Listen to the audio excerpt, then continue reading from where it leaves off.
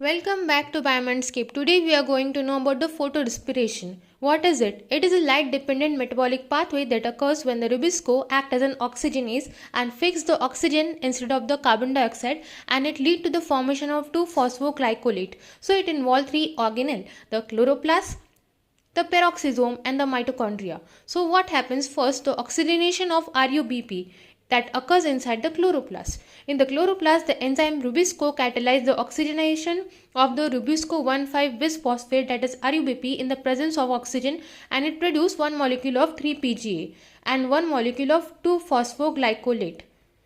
Step 2. Dephosphorylation of the 2-phosphoglycolate that occurs in the chloroplast. So here the 2-phosphoglycolate it formed in the dephosphorylated by an enzyme PGP, that is phosphoglycolate phosphatase, to form the glycolate, and inorganic phosphate is released here. The glycolate is then transported from the chloroplast to the peroxisome. Here the oxygenation of glycolate occurs.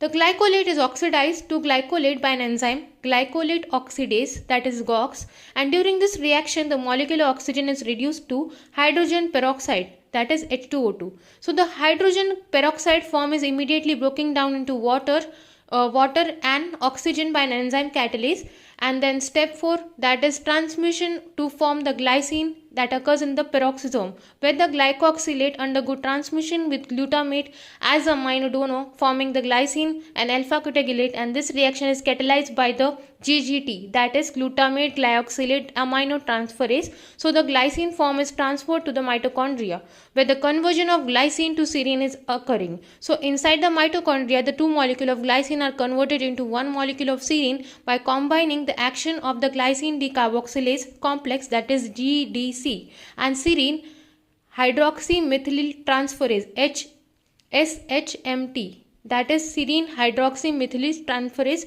During this reaction, one molecule of CO2 is released, one molecule of NH4 is released, NAD is reduced to NADH, and the serine form is transported back to the peroxisome.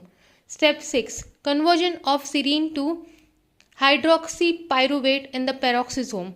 So here the serine is converted into hydroxypyruvate by serine, and the glyoxylate aminotransferase, that is SGT, by this it is converted. Then reduction of hydroxypyruvate to glycerate occurs in the peroxisome, where the hydroxypyruvate is reduced to glycerate by an enzyme HPR, that is hydroxypyruvate reductase, using NADH as a reducing agent. So the glycerate is produced is transported back to the chloroplast. Conversion of glycerate to 3-PGA in the chloroplast. So in the chloroplast, the glycerate is phosphorylated by an enzyme glycerate kinase using ATP, and it formed the 3-PGA, that is 3-phosphoglycerate. So this 3-PGA is re-entered the Kelvin cycle.